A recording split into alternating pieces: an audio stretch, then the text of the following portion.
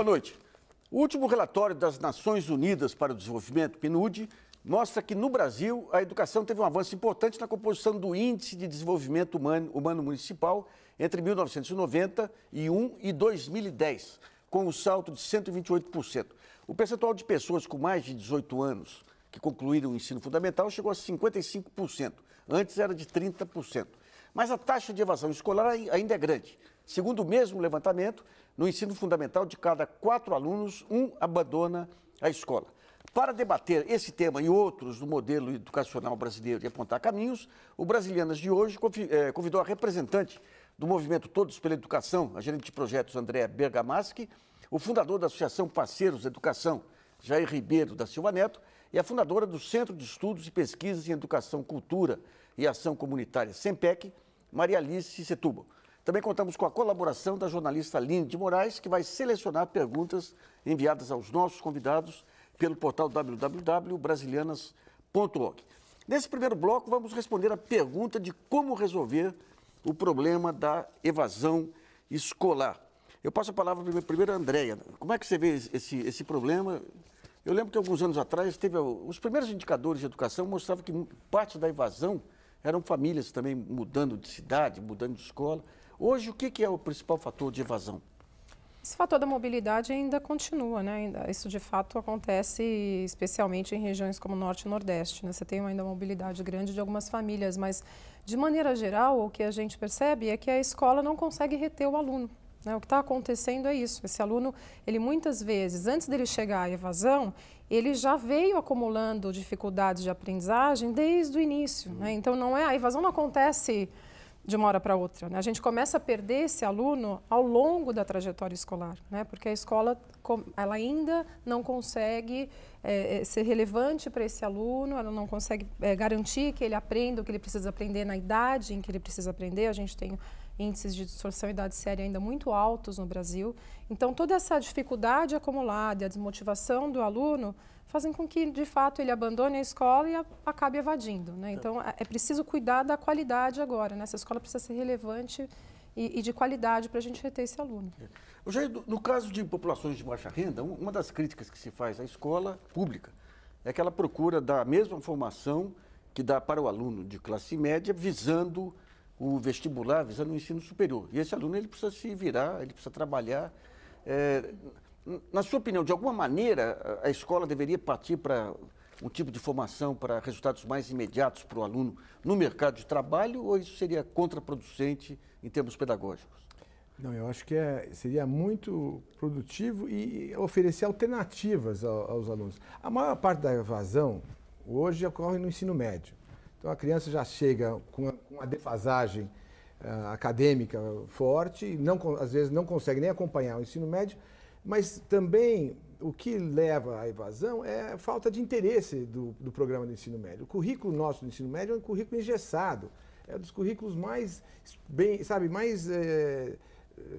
complexos que tem no mundo. Então a criança está lá estudando a mesma coisa, todo mundo estudando a mesma coisa, quando os interesses são diferentes de fato.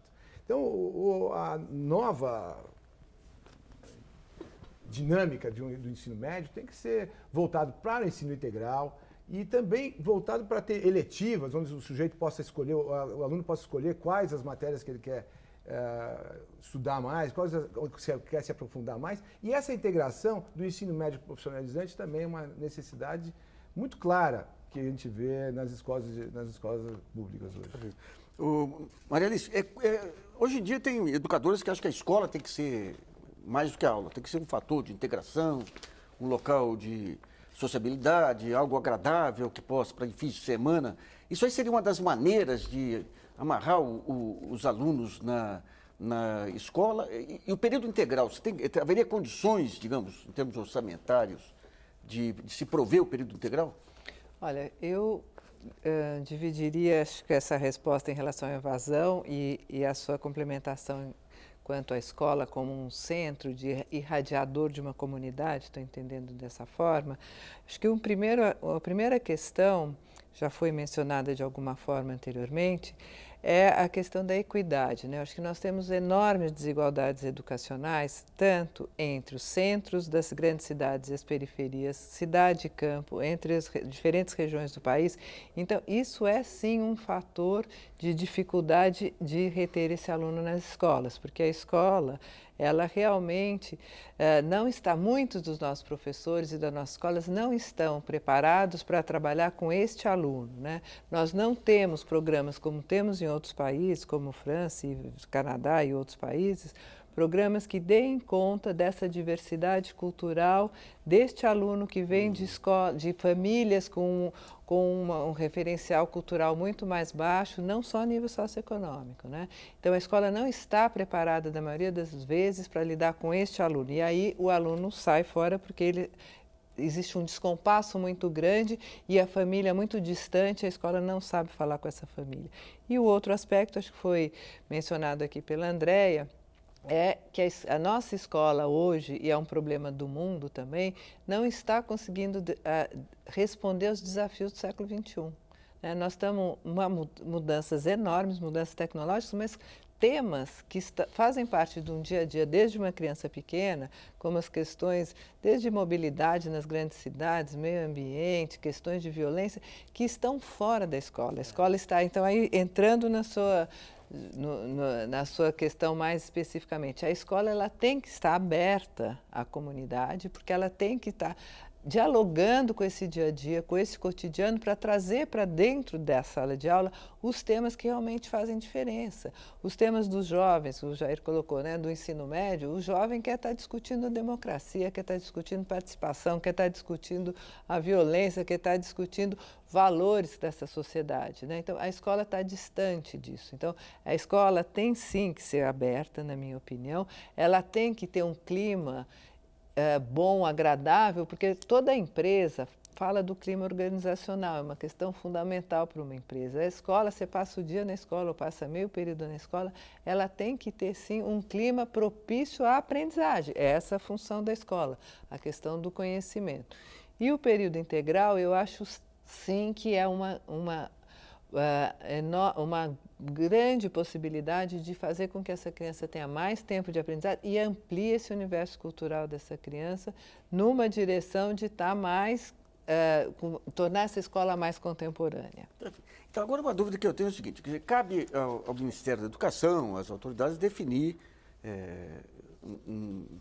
um currículo aí que seja nacional, que permita equiparar as próprias provas, avaliações aí, tem a mesma métrica para todos os alunos.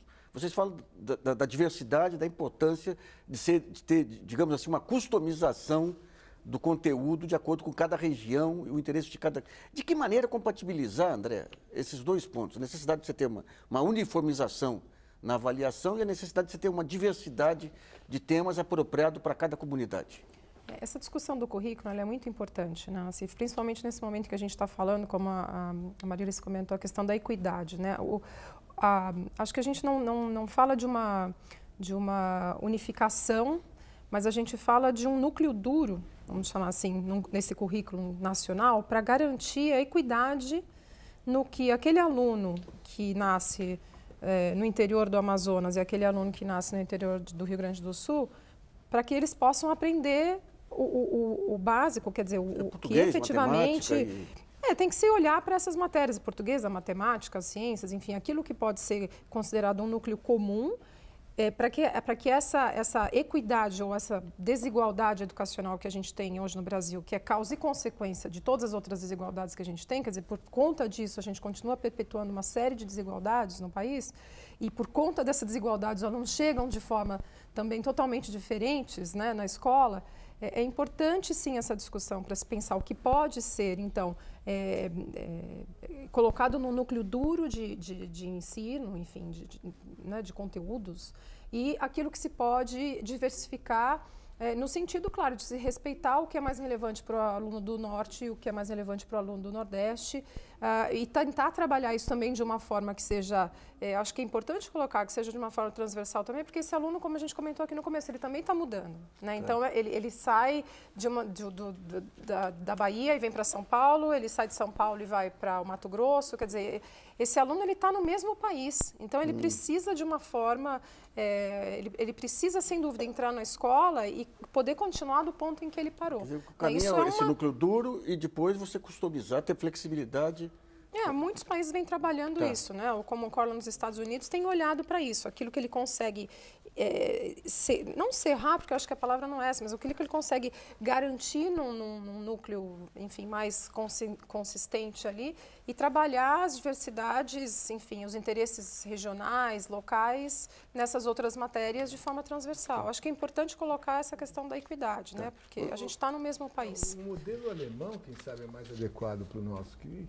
Hoje na Alemanha você tem 35%, 40% dos formandos do ensino médio não vão para a universidade, eles fazem ensino técnico, fazem um ensino profissionalizante. Ou esse ensino pode ser feito ou junto com o ensino médio, ou então 1 ou 2 anos pós-ensino médio para dar uma colocação de trabalho para esse...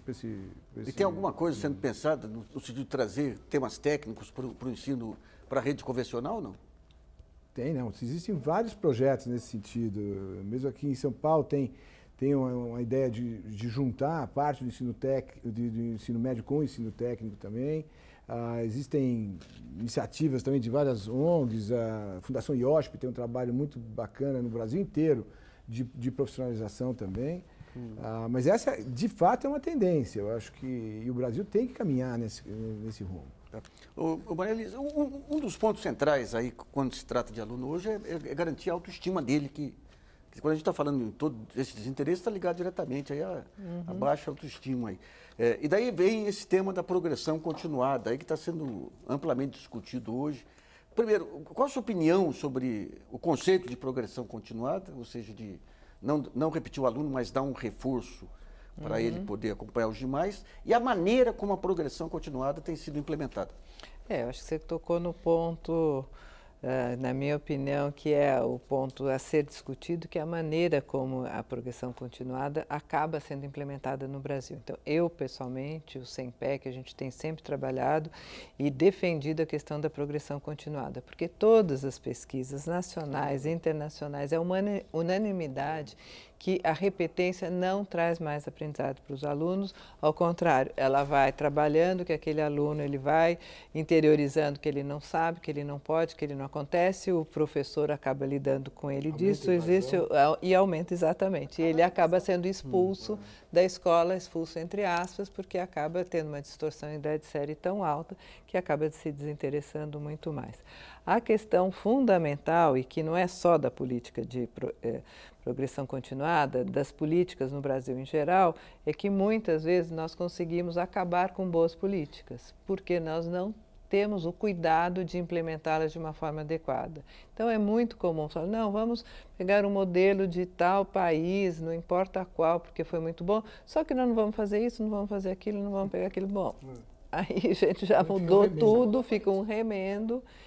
E as questões, eu acho que talvez seja muito da nossa cultura, né? Nós gostamos de inaugurar um museu, uma escola, e nunca pensamos na manutenção, no trabalho de atualização, no trabalho pedagógico de um museu, de tudo isso. E com as políticas a mesma coisa, a gente quer implementar sem ter o cuidado de saber que é importantíssimo a forma como se implementar, quer dizer, a progressão continuada é uma boa política desde que haja realmente condições da escola, colocar o reforço, condições de sala de aula, que às vezes não tem nem espaço, horário de professor, quer dizer, não dá para... então vamos contratar um outro professor que vem, que nem conhece aquele aluno, nem sabe como é que ele está, porque poderia ser outro professor desde que tivesse reuniões, desde que tivesse um acompanhamento, quer dizer, é possível, existem lugares, municípios que conseguiram implementar isso de uma forma adequada, mas no fundo acaba sendo uma minoria. Eu queria também entender um pouquinho essa questão de tentar trazer métodos empresariais para a educação, e algumas teses que as escolas deviam competir entre si, que essas provas deveriam estimular uma competição entre elas para conseguir a melhor nota, contra uma outra linha que diz que a escola tem que dar uma formação integral fora dessas competições. Esse modelo, outro dia, acho que foi no próprio GGN, nós fizemos uma discussão e vieram dados dos Estados Unidos que esse modelo competitivo acabou resultando nos Estados Unidos em uma queda da qualidade do ensino. De que maneira que vocês avaliam esses métodos aí de fazer Olimpíadas, aí, colocar placa na frente com a nota do Enem e tudo aí nas escolas?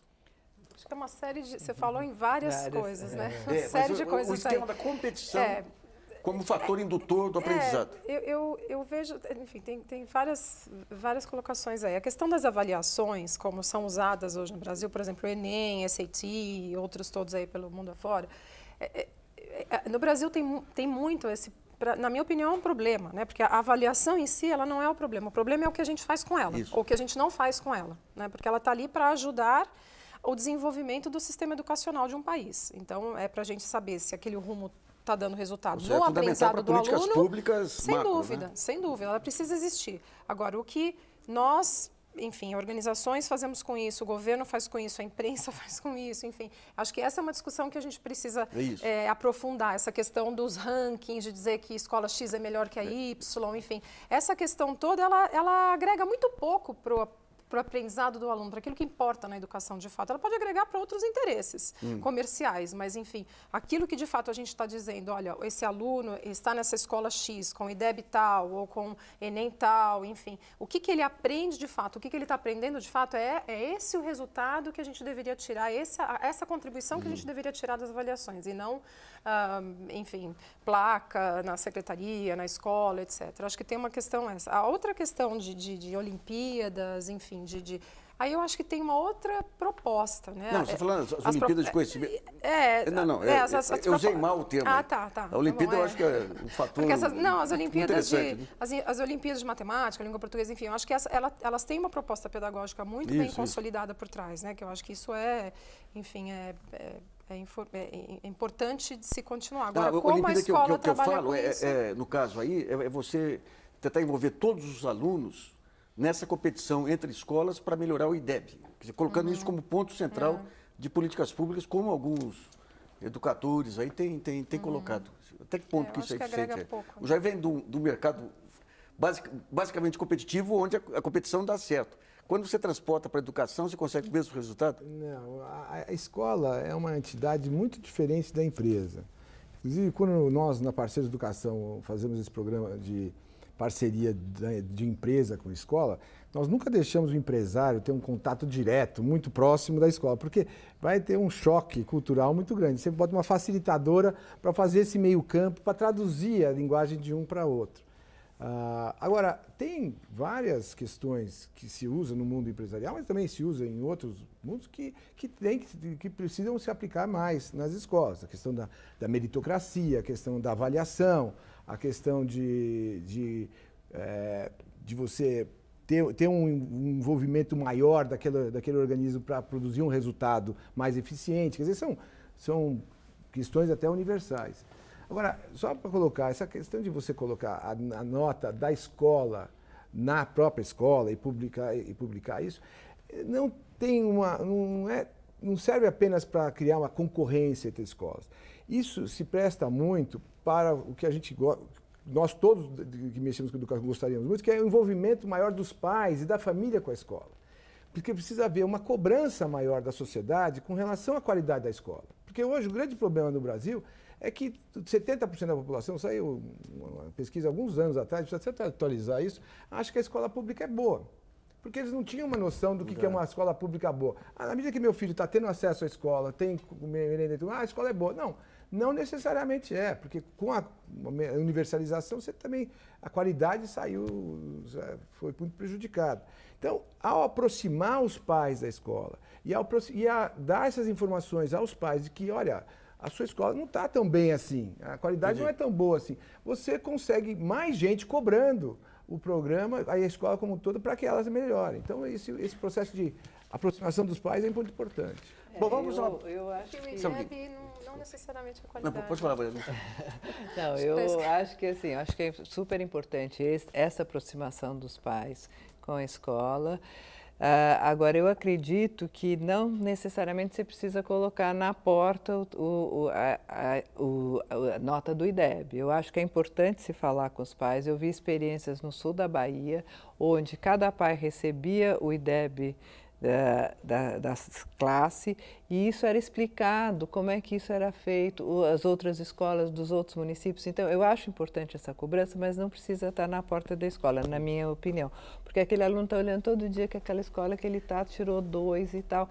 Agora, e só terminando aqui a questão da competição, eu acho que realmente você tem países como o Canadá e a Finlândia, para citar alguns que são citados internacionalmente, onde o foco não está na competição, está claramente na colaboração. Na colaboração entre as escolas, na colaboração entre a escola e os pais, na colaboração entre os professores. E eu acho que aqui no Brasil também algumas experiências, elas conseguem fazer com que essa competição, ela gere uma colaboração entre as escolas. E eu acho que é por aí o caminho. Né? Vamos a uma pergunta selecionada pela jornalista Aline Moraes, lembrando que o programa é ao vivo e você ainda pode mandar perguntas pelo portal www.brasilianas.org. Aline. Nós temos uma pergunta da Clara Fernandes de Souza, ela é de Salvador, na Bahia, e ela quer saber, afinal, qual é o papel fundamental da escola para as crianças, né? O que elas, de fato, precisam aprender na escola? Deixa eu só completar essa pergunta. Quer dizer, o melhor indicador para saber se uma escola foi bem sucedida ou não é ver o que acontece com seus alunos posteriormente. Tem algum indicador que faça esse acompanhamento do que acontece com os alunos depois que saem da escola? Acho que nós não temos ainda esse nível de pesquisa, que é muito comum, acho que nos Estados Unidos, principalmente, acho que alguns países da Europa, de esse acompanhamento do longo prazo. Né? Nós estamos começando algumas pesquisas que estão trabalhando desde a criança muito pequena e fazendo o percurso escolar dela, mas depois o impacto desse aprendizado na escola. Tem algumas coisas pontuais de um programa, qual foi o impacto depois, mas assim, em termos de uma pesquisa consistente, como é que é o impacto. E o que a escola tem que oferecer de fundamental para o aluno? Eu vou retomar um pouco o que a Andréa falou. Eu acho que nós temos que, enquanto sociedade brasileira, construir uma base curricular comum. Né? E aí são questões básicas da língua portuguesa. Língua portuguesa, a questão hoje, cada vez mais, das novas tecnologias, a comunicação, que é fundamental. Então, você saber se expressar oralmente, saber se expressar por escrito e saber ler é fundamental no mundo hoje. Então, essa língua portuguesa ela é transversal a todos na leitura, trazer significado à história, à geografia, que a gente não pode esquecer, e, obviamente, a questão da matemática e das ciências, que é fundamental. Né? Agora, a escola precisa ter clareza de que é fundamental o seu papel em relação ao conhecimento, a construção do conhecimento e ao aprendizado dos alunos, porque às vezes a escola não tem essa clareza, porque cai dentro da escola todos os problemas, da maior diversidade de problemas de saúde social, de emocional e tal, e a escola fica muito perdida e perde essa função principal, que é a questão do conhecimento. Mas as novas... Vou fazer só um pequeno intervalo e voltamos daqui a pouquinho com brasilianas.org. A gente retoma depois.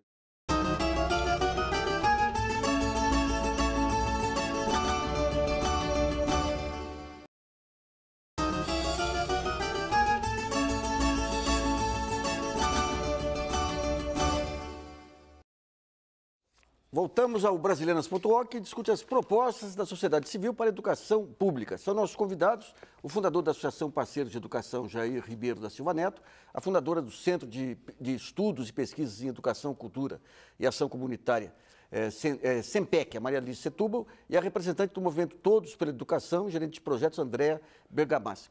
Nesse segundo bloco, vamos falar um pouquinho da mobilização de recursos públicos para a educação, porque, segundo dados do Instituto Nacional de Estudos e Pesquisas Educacionais, Anísio Teixeira, o INEP, né? Atualmente o país investe 6,4% do PIB na rede pública de ensino básico, técnico, médio e superior.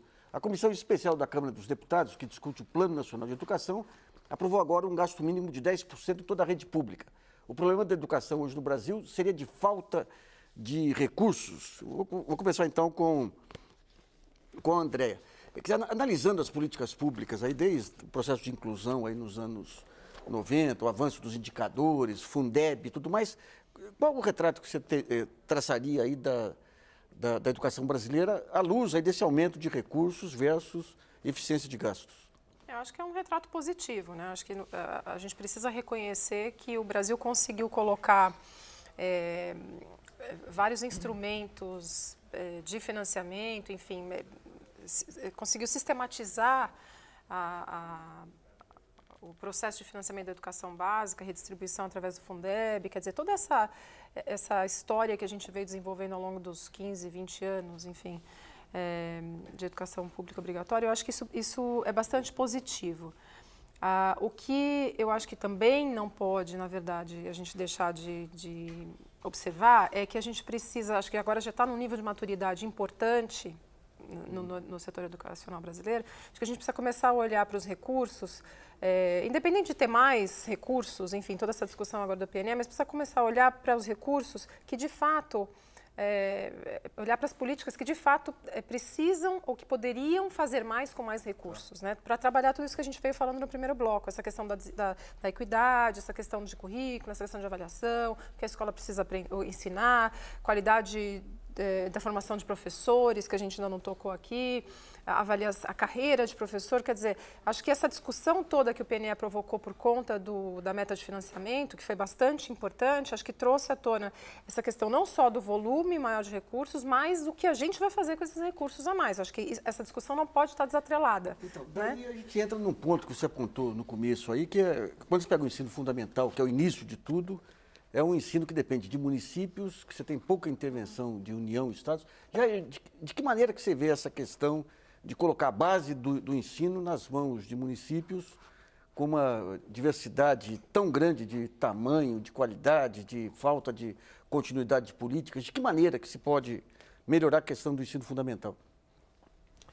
Olha, essa é uma questão bem espinhosa, porque, teoricamente, você deveria delegar isso ao município que está mais próximo do seu cliente, que é o aluno e tudo mais, e você também tem, no mundo inteiro, distritos menores que são mais gerenciáveis. Por exemplo, no estado de São Paulo, a Secretaria Estadual do Estado de São Paulo tem 220 mil funcionários, tem mais de 5 mil escolas. Quer dizer, é de uma dificuldade de gerenciar, de gerir isso é muito grande. Então, você delegando e você distribuindo é melhor. Só que o outro verso da medalha é que você tem municípios que não têm escala e estrutura suficiente para poder fazer uma gestão adequada dessa escola. Então, em alguns municípios, de fato, não estariam preparados para ter uma Secretaria Municipal de Educação. E, nesse caso, acho que a solução seria agrupar esses municípios em distritos, eventualmente. E você trabalhar com distritos que teriam um volume de escala adequado para justificar pagar e ter um secretário de Educação adequado e tudo mais. Porque hoje nós estamos falando, o fundamental para a educação é ter continuidade das políticas. Eu não sei o número que saiu agora há pouco tempo, mas 70 e poucos por cento, quase 80% dos municípios, o secretário municipal não dura mais do que um ano. É um trampolim para ele ter alguma atividade política, ou então ele é mal avaliado, troca, então não tem continuidade nenhuma da política. E você, muitas vezes, o município está lá e ele não tem nem como recrutar um sujeito que seja qualificado para ser secretário de Educação. Então, eu acho que essa questão deveria ser de agrupamento de determinados municípios que não têm escala suficiente, mas não deixar também num gigantismo que seria inadministrável, que é em alguns casos. Eu quero ver com a Maria Alice o seguinte, quando se fala no Brasil hoje, o Brasil está chegando em estágios de desenvolvimento que outras nações experimentaram décadas atrás. E daí você fica pensando que vai cumprir o mesmo trajeto, o mesmo tempo, com os avanços tecnológicos, com os estudos de novos projetos pedagógicos. Não haveria condição de cortar caminho, digamos assim, para acelerar esse processo de melhoria geral do ensino? Olha, eu acho que o Brasil não tem outra opção. Nós temos que cortar caminho no sentido de que nós temos que resolver superar todos os nossos déficits educacionais, das grandes desigualdades educacionais que nós ainda temos, né, que já discutimos algumas delas, ao mesmo tempo em que nós possamos estar construindo uma escola que responda a esses desafios do século XXI, né? E eu acho que nós temos toda uma possibilidade hoje com as novas tecnologias que tornam isso possível, de formação à distância, de novos formatos, diferentes suportes educacionais que possam estar a serviço do professor. Então, eu acho que nós não temos opção. Se nós queremos realmente criar um país onde a educação seja um eixo central e que nós possamos ter uma educação de qualidade, ou seja, se nós queremos um país desenvolvido, temos que superar e resolver a questão da educação. E a nossa opção é fazer os dois movimentos ao mesmo tempo, porque não dá para esperar resolver todas as questões para depois nós entrarmos na escola do século XXI. Então, daí a gente pega o desafio do professor, que eu queria ver com a Andréa, né? O professor, ele tem que enfrentar esses novos desafios de novas tecnologias, tem que enfrentar alunos que têm acesso à informação e às vezes uma familiaridade com internet, tudo que ele não tem. Quando a gente pega os exemplos do Piauí, os grandes sucessos do Piauí, depende do professor fazer um trabalho junto às famílias, tudo. Ou seja, se exige um professor que ele é muito mais do que o que foi o professor até hoje. E não se tem uma carreira e não se tem recursos orçamentários para isso. De que maneira resolver essa questão de valorização do professor com os problemas orçamentários e com a falta de políticas voltadas para a formação dos professores? Eu acho que a resposta está na tua pergunta. Assim, a maneira como resolver isso é valorizar o professor, né? O Brasil, a carreira docente no Brasil não é valorizada. Né? Não dá nem para dizer que é pouco valorizada. Ninguém quer ser professor hoje no Brasil. A Fundação Vitor Tíbida fez um estudo um tempo atrás mostrando que 2% apenas dos alunos que terminavam o ensino médio tinham interesse em se tornar professor no Brasil. Então, o que de fato a gente está fazendo? A gente está pegando aqueles alunos que muitas vezes não têm outra opção e aí acabam se tornando professores da rede, enfim, pública. Alguns continuam estudando e vão dar aula nas privadas, mas de fato o que a gente tem é um aluno, um egresso do ensino público que teve dificuldade de formação, que se torna professor, não tem perspectiva de carreira. Acho que antes disso uma questão, ele tem uma formação descolada, que é um pouco disso que você está falando, né? Esse professor que vai para a sala de aula sem exatamente saber o que esperar ali. O Brasil tem uma política, já que a gente está falando de política, tem uma política muito interessante, diferenciada, inclusive dos outros países aqui da região, que é o estágio probatório, e que a gente não usa, como a Maria Alice comentou, mais uma política que a gente não implementa como poderia. O que é o estágio probatório? É aquele momento, aquele tempo em que o professor vai ficar na escola, ele acaba de sair da graduação, ele fica na sala de aula com um professor, deveria ser assim, com um professor ali, como um professor assistente, vamos dizer, né? Aprendendo aquela rotina, sabendo lidar com alunos que vêm com dificuldades de, enfim, muitas vezes problemas na família ou dificuldade de aprendizagem, enfim, de fazer a gestão de uma sala de aula não é fácil. As faculdades de pedagogia aqui, elas estão preparadas para o século XXI? Elas não estão formando o professor para os alunos do século XXI. Elas não estão formando o professor para os alunos do século XXI. Esses professores, eles ainda têm uma formação bastante descolada da prática da sala de aula, né? E por isso, inclusive, aí ele vem com as dificuldades de aprendizagem dele mesmo, e aí a gente quer que o professor chegue na sala de aula e consiga fazer com que esse aluno que também tem dificuldades, que tem um socioeconômico complicado, aprenda o que ele tem que aprender na idade que ele tem que aprender. Então, é preciso valorizar a figura do professor. Então, daí eu entro no ponto essas faculdades não preparam o professor nem para o século XIX, quer dizer, porque é o básico mesmo de você ensinar a como lidar, como ensinar, como trocar uma sala de aula, quer dizer, coisas mais práticas. Quer dizer, exatamente. Então, a faculdade hoje ela ensina muito sobre Vygotsky, Piaget, toda a política, sabe, toda a filosofia da educação, etc., mas não como o sujeito deve lidar no dia a dia com a sala de aula. Nós temos que encontrar mecanismos de atrair e reter os melhores talentos para serem professores. Esse é o grande desafio, porque existe uma correlação enorme entre a qualidade do professor e o aprendizado do aluno. Tem duas coisas que têm quase unanimidade. bom professor, você tem bom aluno. Pode ter até uma chopaninha e tal. Se o professor é bom, o aluno aprende. E a outra é, quanto mais tempo o aluno passa dentro de sala de aula, mais ele aprende. Essas duas correlações são diretas, existem pesquisas a respeito disso. Então, a gente precisa passar mais tempo Meu blog, quando a gente coloca né? temas ligados à educação, tem muita queixa de professores em relação à violência dos alunos. Você tem uma geração nova que não está enquadrada mais como foram as gerações anteriores, com muito mais informação e professores com muito... Vocês têm identificado essa questão da violência, da insubordinação caminhando para a violência? Sem dúvida que a violência é um fator que está acontecendo nas diferentes salas de aula do país inteiro e talvez no mundo, não é também só uma questão do Brasil. E aí eu acho que são vários fatores que estão em jogo para que aconteça essa violência. Um deles é bastante óbvio, que é o absenteísmo dos professores. Quer dizer, os professores faltam muito também. Várias razões, e algumas justificadas e muitas não justificadas. O fato de não ter aula faz com que aqueles alunos fiquem lá dentro da escola fazendo nada e que vai gerando também uma violência entre eles. Isso é uma coisa muito óbvia. Agora, existem outras razões muito mais profundas dessa violência que passam por questões onde que a escola não está sendo adequada ao tratamento daquele aluno. O conteúdo daquela escola não está sendo de interesse daquele aluno.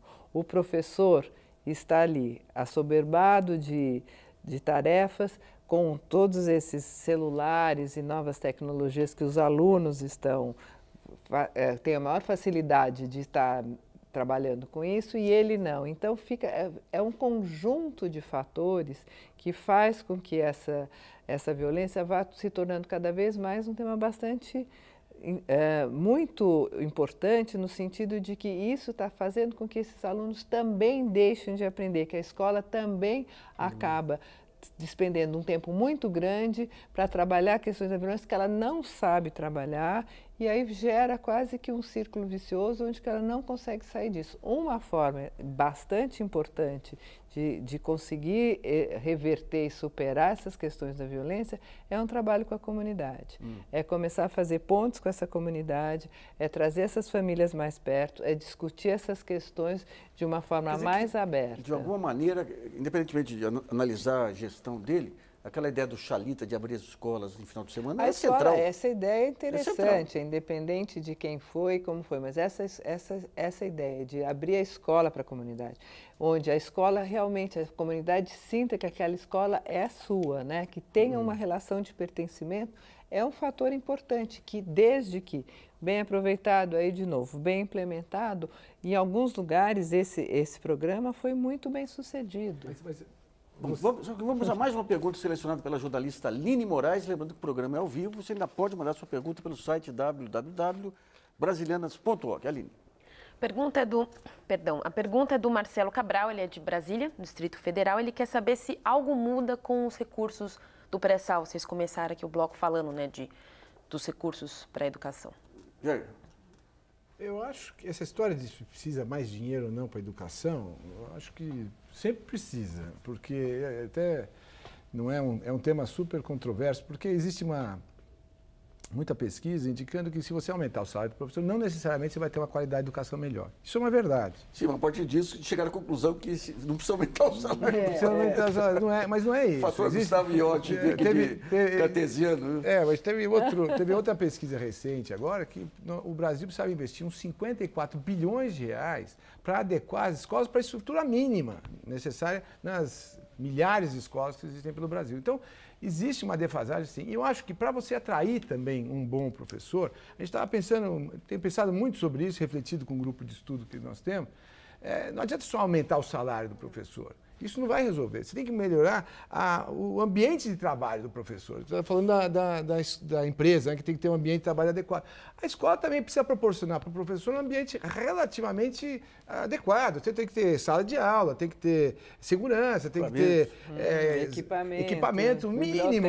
Não precisa ter muita coisa, mas pelo menos um mínimo. E muitas escolas, você vê aí, não tem nem esse mínimo. Tem goteira e tudo mais. Quer dizer, e aí o ambiente de trabalho fica muito ruim. E outra coisa, para você, tem exemplos também de modelos de escola, principalmente agora, aqui em São Paulo mesmo, zonas de altíssima periculosidade. Você bota uma escola hiperintegral, com professor de dedicação integral, elimina o ensino médio à noite, porque tem sentido mais ensino médio à noite no século XXI. Agora, que garoto, que adolescente quer estudar das 7 às 11 da noite? Que professor que quer dar aula das 7 às 11 da noite? Quer dizer, a taxa de evasão é enorme. Os níveis de absenteísmo dos professores é para cima de 30%, quer dizer, não tem aula.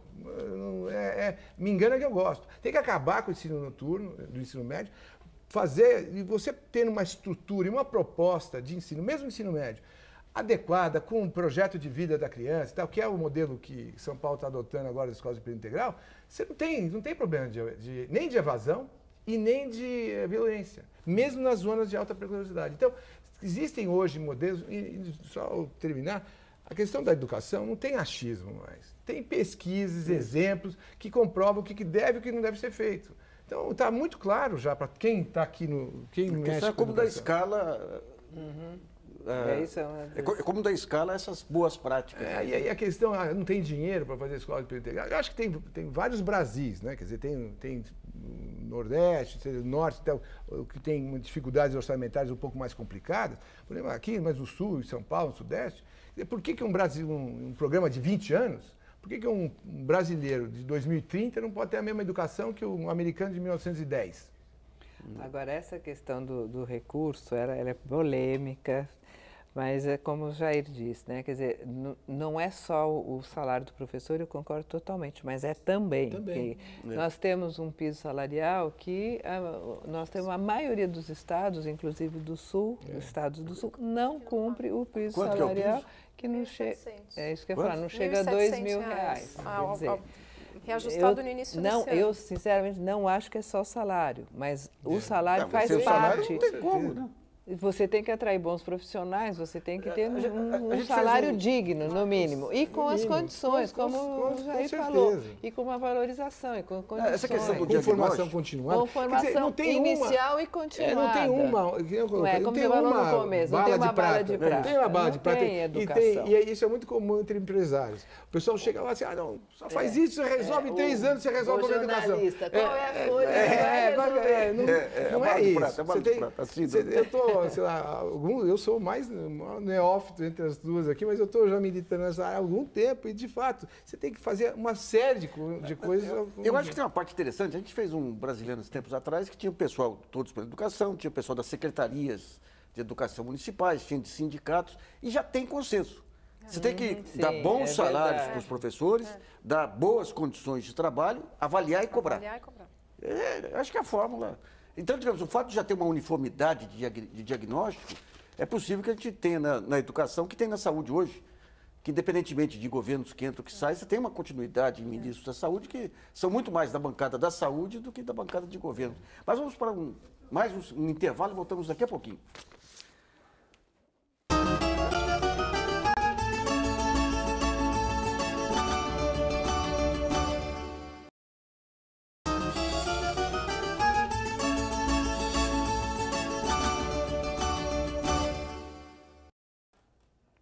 Voltamos a apresentar o programa Brasilianas.org, que hoje discute as propostas para a educação pública.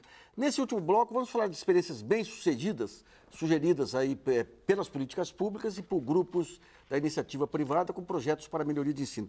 Eu queria saber o seguinte, se fosse pegar, digamos, a bandeira, aquela bandeira que vai juntar todo mundo, a bandeira mais relevante, o que seria essa bandeira hoje, André? Acho que são duas, se eu puder escolher duas. Eu acho que tem a questão do professor que a gente estava comentando, né, valorização do professor, mas tem uma política que foi, iniciada há algum tempo agora, no final do ano passado, que foi, ou melhor dizendo, acho que no começo do ano passado, que é o Pacto Nacional pela Alfabetização na Idade Certa. Acho que essa é uma política que todo mundo concorda, enfim, de que precisa ser visto com bastante prioridade e importância e prioridade pelo governo federal. O que seriam os agentes desse pacto aí? O Pacto Nacional, ele basicamente envolve estados e municípios, quer dizer, é o governo federal dando apoio para municípios, principalmente, porque a gente está falando de alfabetização, então a gente está falando das escolas dos anos iniciais do ensino fundamental, que hoje está a maior parte aí, a grande maioria nas mãos dos municípios. Então, é basicamente o apoio do governo federal para que os municípios possam garantir, quer dizer, tenham condições de garantir que os alunos estejam plenamente alfabetizados até o final do 3º ano do ensino fundamental. O Todos pela Educação fez uma avaliação em 2012, que foi a prova ABC, porque a gente ainda não tinha, né, como agora teve no ano passado a primeira avaliação nacional de alfabetização, avaliando os alunos no 3º ano do ensino fundamental. A gente, como não tinha isso em 2012, o Todos pela Educação e alguns parceiros, a gente desenvolveu uma avaliação e aplicou em 54 mil alunos no Brasil, né? Em todos os estados. E a gente observou ali que a metade dos alunos já no 3º ano, ou seja, com 8 ou 9 anos de idade, tem dificuldade de leitura, de escrita e de matemática. Metade dos alunos? Já metade dos alunos. Então, quer dizer, e aí o que acontece? Esse aluno continua estudando, ele chega no 5º ano, quando faz a prova Brasil, aí a gente avalia que tem problema ali no 5º ano, aí continua com as dificuldades para o 9º ano. Se ele não é evadido no 9º ano para o ensino médio, ele termina o ensino médio só sabendo, como a gente tem aí os dados, 10% dos alunos já foi cometido do ensino médio sabendo matemática, por exemplo. Então, é preciso focar nos anos iniciais, né? Vários estudos mostram a importância de uma boa base. Então, eu acho que a política interessante, que todo mundo converge, de que tem um potencial para ter um impacto não só acho que de médio prazo, mas também de curto prazo, já de começar a trabalhar na questão da alfabetização na idade certa. Jair, o que você propõe assim de ponto de partida aí para... Tem duas questões que eu acho, concordo com o André, na questão da alfabetização. Tem duas questões no curto prazo que podem fazer, que você pode mexer, eu acho que nos índices de educação no Brasil. Um é mexer com a alfabetização e dar um choque de alfabetização nessa linha que o André colocou. O outro é a gestão. Acho que tanto das secretarias como das escolas. Nós temos, sei lá, 110 escolas na Parceiros de Educação.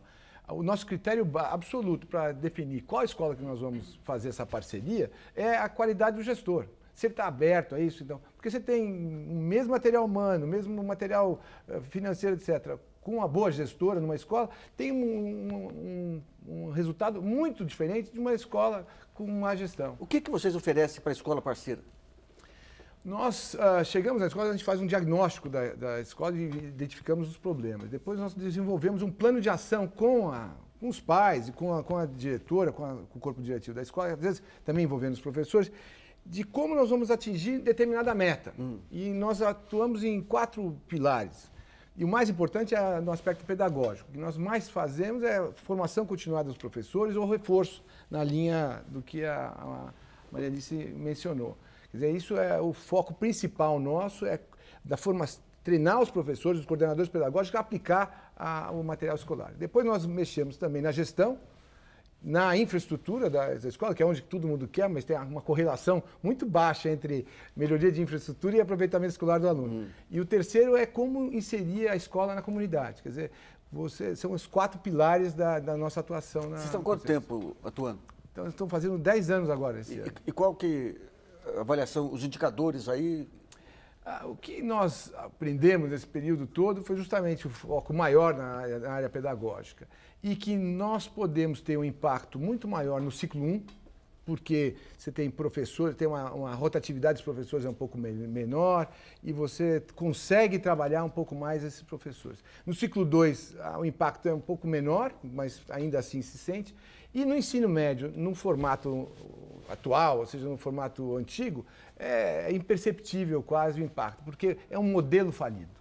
Agora, nas escolas de período integral, com o ensino médio e o ciclo 2, aí você tendo um parceiro atrás, a coisa realmente anda. Tá, Maria Alice, no caso aqui, o SEMPEC, ele atua de que maneira nas parcerias aí?